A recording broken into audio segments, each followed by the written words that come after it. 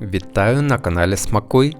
Пропоную до вашої уваги рецепт смачних равіолі з грушею і сиром горгонзола. Інгредієнти я напишу під відео, а зараз розпочинаємо готувати. Спочатку приготуємо тісто. Беремо борошно. Італійці зазвичай використовують борошно з твердих сортів пшениці, але можна робити мікс з додаванням борошна м'яких сортів, наприклад 70-30%. До борошна додаємо яйця і замішуємо тісто. Якщо робити класичні равіолі, то вони мають бути жовтого кольору, а для цього в тісто додають ще яєчні жовтки. На таку кількість борошна додатково 4 окремих жовтка. Або можна зафарбувати тісто куркумою. Також до тіста ще треба додати олії, бажано оливкової, але можна і рослинної, 1 столову ложку. Я своє тісто вирішив пофарбувати червоним харчовим барвником. Звісно, краще використовувати натуральні барвники, наприклад сік буряка або червоної чи синьої капусти. Але ідеї інколи з'являються вже під час приготування. Тому я роблю це у декілька етапів, поступово додаючи барвник. Але краще це було б зробити одразу, коли додавав яйця. Тож, додаю барвник і швиденько замішую тісто. Головне не додавати до тіста багато рідини.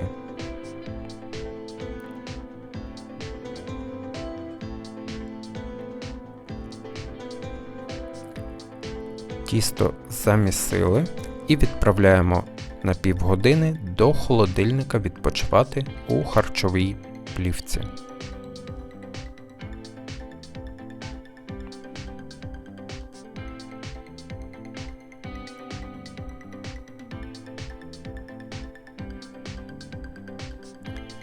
Тим часом зробимо начинку. Груші очищуємо, шкірку можна залишити і нарізаємо дрібними кубиками.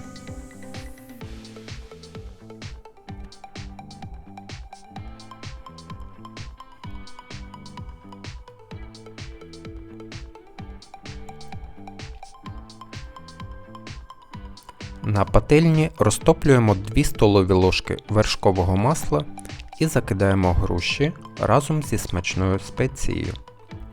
Це чабер, чебрець або тим'ян. 1 чайну ложку додаємо, гарно все перемішуємо і тушкуємо приблизно 10 хвилин. Груша має розм'якнути.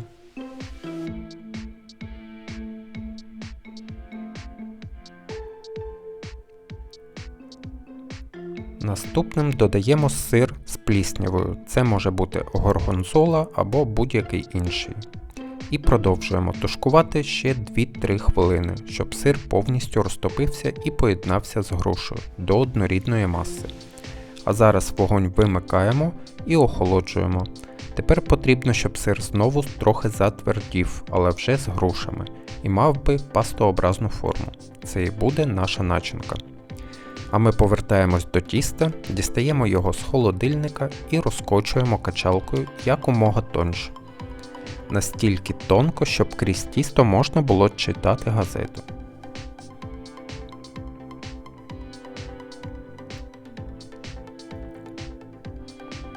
Перший шар розкачав, наскільки можна було тонко, і ножем вирізаю прямокутник.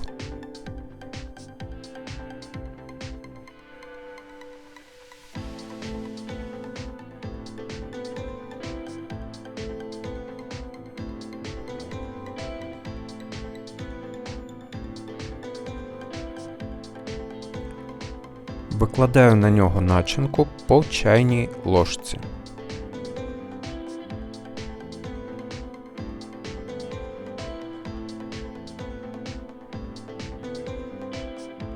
Тримайте дистанцію між ними приблизно по 2 см, щоб вам було зручно потім закрити тістом і вирізати равіолі. Края тіста я змочую водою. або можна змастити яєчними білками, для того, щоб тісто потім склеїлось.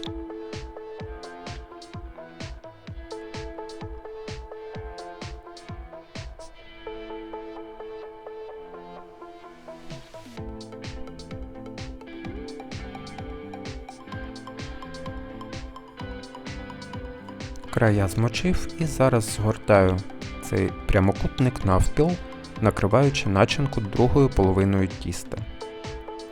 Пальцями притискаю навколо начинки, виштовхуючи повітря зсередини.